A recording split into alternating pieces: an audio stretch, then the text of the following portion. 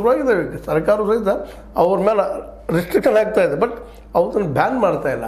ಅದು ಹೋಗಲಿ, ಅವನ್ನ ಬ್ಯಾನ್ ಮಾಡಬೇಕಾದ ಜಾಗದಲ್ಲಿ ಇವತ್ತು ಪುಣ್ಯಪುರುಷರು ವಾಜಪೇಯಿ ಅವ್ರನ್ನ ಯಾಕೆ ಬ್ಯಾನ್ ಮಾಡಿದಿರಿ, ಏನು ಕಾರಣ ಬ್ಯಾನ್ ಮಾಡಿದಿರಿ ಅನ್ನೋದು ಉತ್ತರ ನೀಡಬೇಕಾಗಿದೆ ಮೋದಿಯವರಾಗಲಿ ಅವರ ಸರ್ಕಾರ ಆಗಲಿ. ಯಾಕಂದ್ರೆ ಮೋದಿ ಸರ್ಕಾರವನ್ನು ಅತ್ಯಂತ ಕಟುತರವಾಗಿ ವಿಮರ್ಶೆ ಮಾಡುವಂಥ, ಟೀಕೆ ಅಂತಲ್ಲ, ವಿಮರ್ಶೆ ಮಾಡುವಂಥ ಶಕ್ತಿ ಏನಾದರೂ ಇದ್ದರೆ ಕೆಲವು ಪತ್ರಕರ್ತರು ನಮ್ಮ ಪುಣ್ಯಪುರುಷನು ವಾಜಪೇಯಿಯವರು ಒಬ್ಬರು.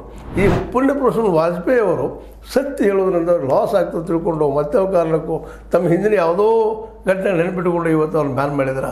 ಸಂಜಯ್ ಶರ್ಮಾ ಅವರು ಕ್ಷಣದ ವಿಚಾರಗಳನ್ನು, ವಿಚಾರಗಳನ್ನು ಜನರಿಗೆ ಮುಂದೆ ಹೇಳೋದ್ರ ಜೊತೆಗೆ, ಸುದ್ದಿಗಳನ್ನು ಹೇಳೋದ್ರ ಜೊತೆಗೆ ಸಾಕಷ್ಟು ಉತ್ತರ ಭಾರತದಲ್ಲಿ ಏನಪ್ಪ ಅಂದ್ರೆ ಬೆಳೆದಿದ್ದಂಥ ಒಂದು ಸಂಸ್ಥೆ 4PM ಅದನ್ನು ಇವತ್ತು ಬ್ಯಾನ್ ಮಾಡಿದಿರಿ ನ್ಯಾಷನಲ್ ಈ ಒಂದು ಚಾನಲನ್ನು. ಅಂದರೆ ಇದರ ಅರ್ಥ ಏನಪ್ಪ ಅಂತಂದರೆ, ನೀವು ಈ ಬಡಪಾಯಿ ಅಂತ ಕರ್ಕೋಬೇಕಾಗ್ತದೆ. ವಿರೋಧ ಪಕ್ಷದ ಕೆಲಸ ಮಾಡುತ್ತಿರುವಂತಹ ಈ ಯೂಟ್ಯೂಬ್ ಚಾನಲ್ಗಳನ್ನು ಬಂದ್ ಮಾಡೋದ್ರಿಂದ ಏನಾಗ್ತದಪ್ಪ ಅಂದರೆ, ನಿಮಗೂ ಇಂದಿನ ನಾಳೆ ಕಾಂಗ್ರೆಸ್ಗೆ ಬಂದಂಥ ಸ್ಥಿತಿ ಬರ್ತದೆ ಅನ್ನೋದ್ರಲ್ಲಿ ಎರಡು ಮಾತಿಲ್ಲ. ಅದು ಇಂದಿರಾ ಗಾಂಧಿಯವರು ಇಂಥ ತಪ್ಪನ್ನು ಮಾಡಿದ ಇತಿಹಾಸ ಅಲ್ಲ, ಈಗ ನೀವು ಮಾಡುತ್ತಿರುವಂಥ ತಪ್ಪನ್ನು ಅವ್ರು ಮಾಡಿದರು. ಅದ್ರ ಪರಿಣಾಮವನ್ನು ಇವತ್ತಿಗೂ ಮೇಲೆ ಹೇಳಲಿಕ್ಕೆ ಆಗದ ಮಸ್ತಿಗೆ ಬಂದು ನಿಂತಿದ್ದಾರೆ. ಯಾಕಂದ್ರೆ ಇತಿಹಾಸ ಆಗೋದ್ರ ಜೊತೆಗೆ ರಿಪೀಟ್ ಆಗ್ತಾ ಇರ್ತದೆ. ಯಾಕಂದರೆ ಇಂದಿರಾಜಿ ಅವರು ಇಟ್ಟಂತಹ ಒಂದು ಸರ್ವಾಧಿಕಾರ ಮನೋಭಾವನೆಯನ್ನು ಇವತ್ತು ಮೋದಿಯವರು ಇಟ್ಕೊಂಡಿದ್ದಾರೆ ಅನ್ನೋದು ಸ್ಪಷ್ಟ ಆಗ್ತಾ ಇದೆ ಅಂತ.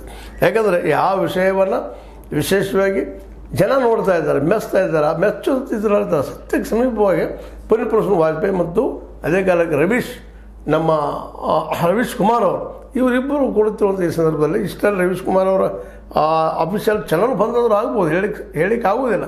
ಆದರೆ ನಿಜವಾಗಿ ಬಂದಾಗಬೇಕಾಗಿದ್ದು ಗೋಧಿ ಮೀಡಿಯಾ ಆರ್ ರಿಪಬ್ಲಿಕ್ ಅಥವಾ ಇನ್ನುಳಿದ ಕೆಲವೊಂದು ಆರ್ ಭಾರತ, ರಿಪಬ್ಲಿಕ್ ಭಾರತ ಅನ್ನೋದು ಅದಾಗಿರ್ಬೋದು, ಜಿ ಆಗಿರ್ಬೋದು, ಇನ್ನುಳಿದ ಕಡೆ ಈ ಒಂದು ಗೋಧಿ ಮೇಳ ಇದ್ದಾವೆ, ಈ ಆಸ್ತಕ್ ತನಕ ಇವುಗಳು ಮೊದಲು ಬ್ಯಾನ್ ಯಾಕೆ ಮಾಡಬೇಕಾಗಿದ್ರೆ ಕ್ಷಣದ ವಿಚಾರಗಳನ್ನ ಹೇಳಬಾರದು ಸ್ವತಃ ಸರ್ಕಾರ ಹೇಳಿದಾಗೂ ಅದನ್ನು ಪ್ರಚಾರ ಮಾಡ್ತಾ ಇದೆ, ಹೇಳ್ತಾ ಇದ್ದಾವೆ. ಇವರೆಲ್ಲ ಕೂಡ್ಕೊಂಡು ಅನೇಕ ವಿಷಯಗಳನ್ನು ಹೈಪೋಥೆಟಿಕಲ್ ಆಗಿ ಒಂದೇನೋ ಭಾವನಾತ್ಮಕ ವಿಚಾರ ಬಿತ್ತೋದ್ರಿಂದಾಗಿ ಜನರಲ್ಲಿ ಇನ್ನಷ್ಟು ಗಾಬರಿ ಆಗುವಂಥ ಪ್ರಸಂಗ ಬರಲಿಕ್ಕೆ